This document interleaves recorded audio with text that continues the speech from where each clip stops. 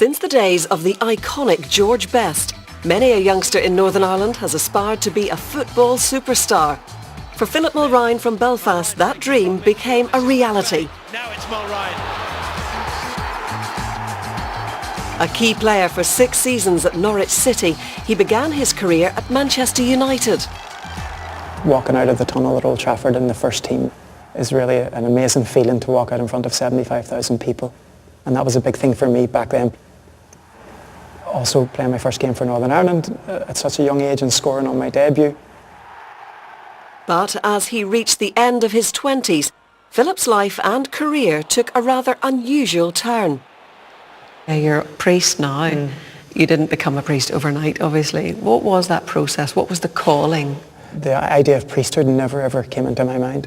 What happened was I decided to come home for a year, take a year out of the game. You know, I wasn't really living my life well off the pitch and stuff, and I was very much lost in that world of the material way of life and the social life that it affords you and everything. And I found it quite empty after a while, and I started to ring my sister, because my sister was a woman of faith, and ask her questions about faith. And I came home. In the space of that year, I was working for the Legion of Mary, a homeless shelter in Belfast.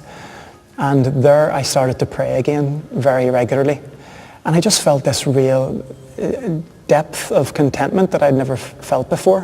When I was reading about the faith and about Christ and the Gospels and so forth, it was having an impact on me for the first time. It was like it was new. And I really just found it hugely exciting. And it was during those months that from nowhere I just felt a strong desire to be a priest. What was life like for you as a professional footballer? It was a wonderful way of life. You get a lot very early, you know, and coming from my background and from a working class background, and all of a sudden you get thrust with all this money and relative amount of fame. And as a young man you go with that and you enjoy it, you know, and that was fine.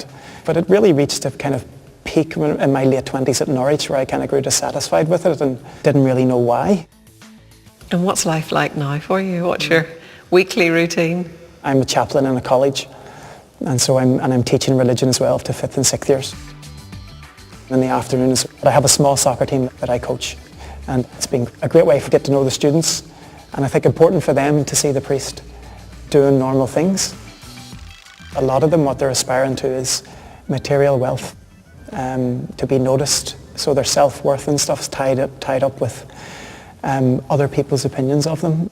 Do they know about your story and your journey through football and the highs and lows? Oh, they know their YouTube and and very much a great opportunity for me to speak to them about my life as a footballer and now, and how you bring them both together. So as a religious, we take a vow of poverty. You've no income. It's about not being attached to things where they dominate you. And there's no doubt, as a footballer, things did dominate me. And that's what I try to tell young people. If you have all these wonderful things, then great. But have your whole life in order. You know, the most important things, prioritize your spiritual life, your friendships, your relationships. And then these other things are part of that package, but secondary, you know.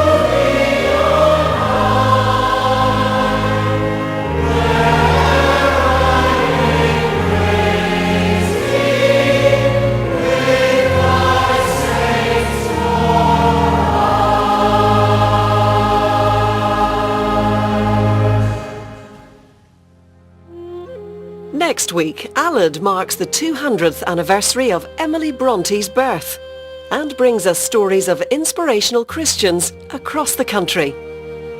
Well, it has been just wonderful to be able to share some of this beautiful land that I call home. But it is almost time to go, and we end with a hymn today that has long been a favourite, that asks God to forgive our foolish ways and renew us on our journey of faith. For now, from Northern Ireland, it's bye-bye.